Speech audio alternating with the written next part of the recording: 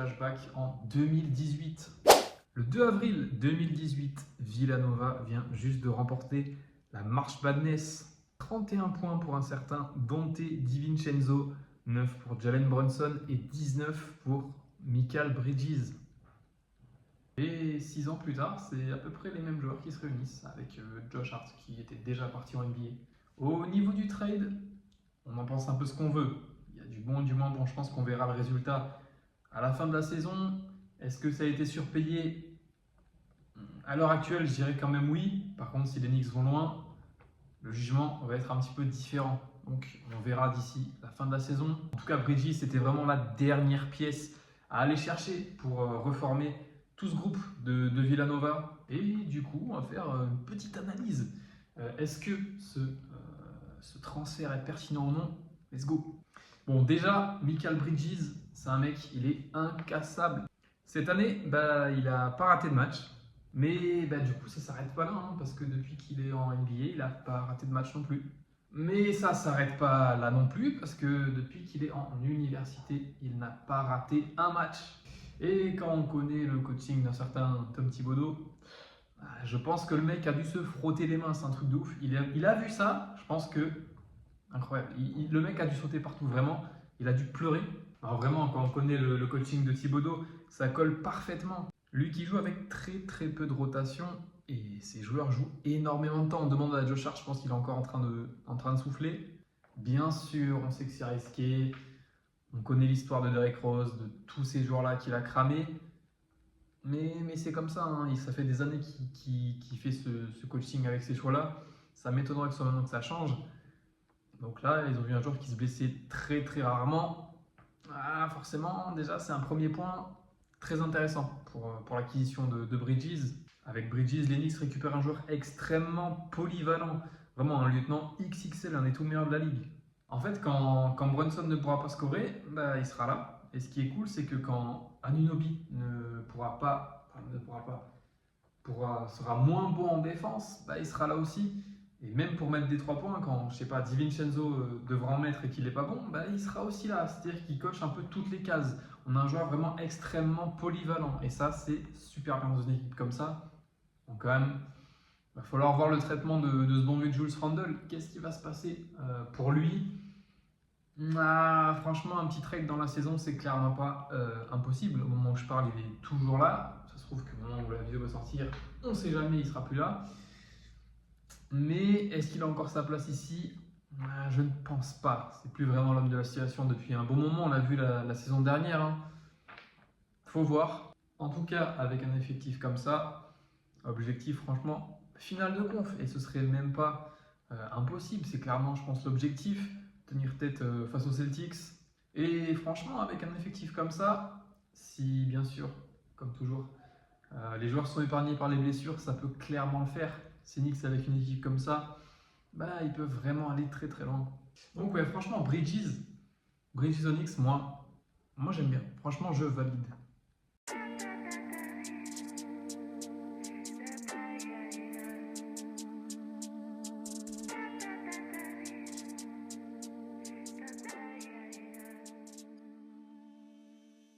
Allez, on passe maintenant au deuxième transfert de cette vidéo avec monsieur DeMar DeRozan qui est parti du côté des Kings. Bon, en tout cas, on l'attendait, enfin je l'attendais en tout cas depuis un long moment.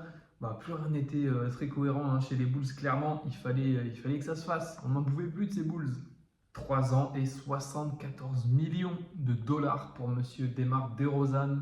En tout cas, les Kings, avec ce petit transfert, ils ont une sorte de Big Three quand même avec DeRozan, Fox et Sabonis. De toute façon, s'ils veulent aller en playoff et faire quelque chose, il fallait un petit peu un transfert de ce type, clairement. La conférence Ouest, c'est la jungle, encore plus cette année, je pense. C'est n'importe quoi. On a des équipes comme Memphis qui va être de retour.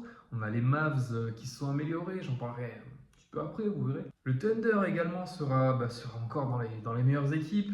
Les Nuggets évidemment, les Rockets aussi qui montent bien en puissance.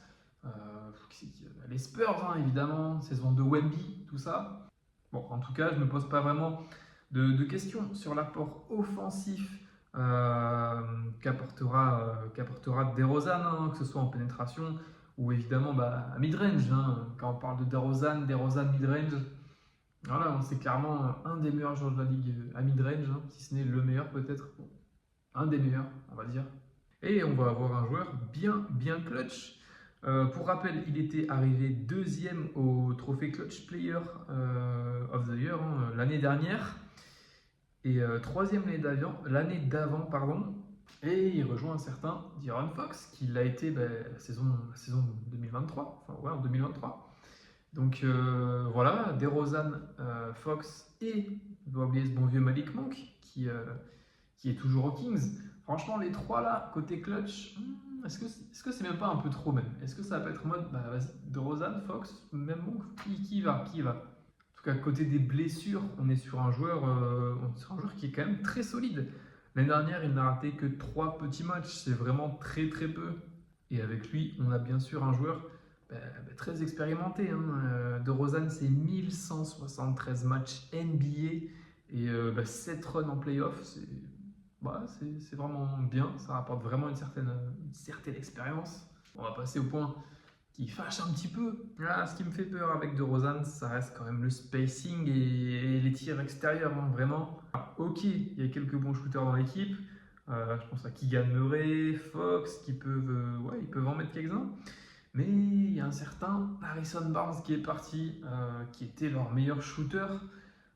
Il est parti justement dans le trade de DeRozan. Et avec DeRozan, t'as clairement pas un shooter à 3 points. Il en prend très peu, il en met très peu. J'ai vu une stat qui était assez compliquée, c'est qu'il en met à peine un seul par match. Et je pense pas que ce soit à 34 ans qu'il puisse vraiment s'améliorer sur ce point-là. Donc on est vraiment sur un petit point faible quand même. Hein. J'ai des craintes aussi pour la défense des Kings. C'est vrai que DeRozan, ça rime pas forcément avec défense. Et il y a eu aussi un truc qui doit faire mal aux fans des Kings, c'est que Devin Carter, qui a été drafté 13e, je crois, il s'est blessé, et il s'est blessé jusqu'en 2025. Et on avait là un joueur extérieur très défensif. Il y a ma petite vidéo sur les joueurs draftés, sur ma petite pub, si vous voulez avoir plus d'infos. Mais ouais, on est sur un joueur qui était très bon défensivement, et là il sera pas là jusqu'en 2025. Donc dur pour les Kings, et surtout pour la défense des Kings. Moi ça me fait un petit peu peur. Donc voilà pour conclure ce petit topo sur DeRozan à Sacramento. Pour moi, clairement, il gagne en termes de scoring, de playmaking et d'expérience avec un joueur comme Demar. Par contre, niveau spacing, défense et shoot externe, je pense que l'équipe va même un petit peu régresser. Et est-ce que c'est vraiment ça que les Kings cherchaient? Je suis pas sûr, mais en tout cas, moi la blessure d'Evin Carter, je pense que ça ne doit vraiment pas être le front office des Kings. Dur. Mais voilà, en tout cas, DeRozan, on verra bien. On verra d'ici la fin de la saison. Est-ce que ça a été cool ou pas? Je suis plus mitigé, moi, sur ce transfert-là. Après, on verra.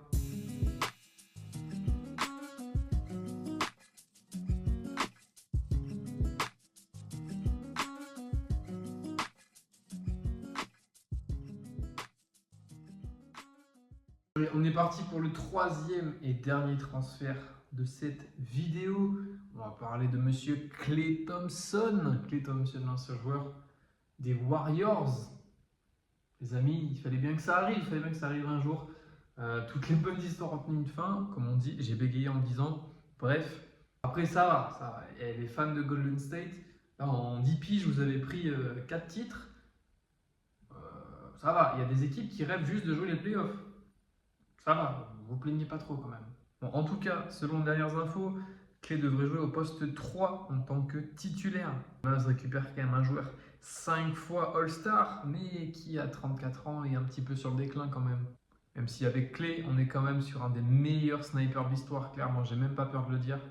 Mais ça reste quand même une menace. Ça reste une menace au shoot externe, presque 40% à 3 points l'année dernière. Donc, ça reste quand même très bon, un très bon pourcentage. Et pour moi, l'arrivée de Klay, c'est une super nouvelle pour le jeu de Doncic et Kyrie, parce que je trouve que ça fit parfaitement bien en fait. En fait, ça fit super bien avec le Klay que j'ai encore dans ma tête. C'est un peu bizarre de dire ça, mais j'ai encore le Klay à son top niveau de l'époque à Golden State. Si on prend le Klay qui était ouais, à son prime, en fait, c'est le cas de le dire, ben, on aurait vraiment le fit parfait. On a un défenseur qui était vraiment excellent et un joueur qui n'a pas besoin du ballon. Et ça, quand tu as Kyrie et Doncic, un joueur qui n'a pas besoin d'avoir la balle en main, c'est parfait. Avec des déplacements off-ball qui sont magnifiques, ça aurait été vraiment le move parfait. Mais maintenant, bah, ce bon vu Klay Thompson, il a 34 piges et il n'est pas sur une marge ascendante, mais plus descendante. C'est comme ça. Bon, quand même, globalement, pour moi, ça reste un bon move. Il remplace quand même, en gros, il y a plusieurs joueurs qui sont partis, mais en gros, Tim Hardaway, qui était lui aussi bien sur le déclin, on l'a vu là, sa dernière saison avec les Mavs, c'était pas ça, franchement. Donc quand même, tu trades Tim Hardaway pour Klay Thompson, je pense que tu es gagnant quand même. Mais en fait, la réalité de ce que je veux dire, c'est que ce qui va vraiment déterminer l'intérêt de ce trade, ça va paraître un peu bête de dire ça, c'est juste quelle version de Klay on va avoir. Si on a un Klay qui nous montre ce qu'il a pu faire il y a quelques années, c'est parfait, c'est le fit parfait pour un salaire pas trop élevé, 50 millions sur 3 ans en plus. C'est vraiment un bon ajout qui ne serait pas forcément payé au prix fort. Mais par contre, si on a le Klay de fin de saison avec les Warriors, là, celui qu'on a eu l'année dernière, ça peut vite devenir catastrophique, franchement, juste catastrophique, vraiment. Il y a un point aussi qui me fait un petit peu peur, on connaît l'historique, c'est les blessures.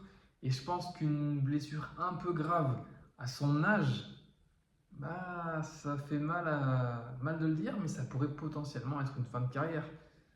Il a eu 2 énormes blessures récemment, et je pense que là, une blessure sérieuse en plus, je pense qu'on serait vraiment presque sur la fin de sa carrière. Donc voilà, pour conclure cette petite vidéo et le segment de Klay Thompson, voilà, c'est peut-être idiot de dire ça, mais ce que j'attends en fait, c'est juste de voir quel Klay Thompson va être présent dans le Texas. Quel Klay Thompson on va avoir. Si c'est Klay Thompson de l'année dernière, avec les Warriors, je serais assez mitigé. Mais après, on ne sait jamais. Ça reste un joueur qui a été extrêmement bon, qui a été un des meilleurs joueurs de la ligue pendant quelques années, qui à son poste a été très bon, un shooter incroyable, défenseur bon, même si récemment c'était plus compliqué. Donc voilà, il faut voir juste quelle version de Klay Thompson on va avoir. Voilà, on en a fini avec ces petites analyses de ces 3 transferts qui ont lieu pendant cette off-season. Donc, si ça vous a plu, n'hésitez pas à mettre un petit j'aime, à vous abonner. Ciao!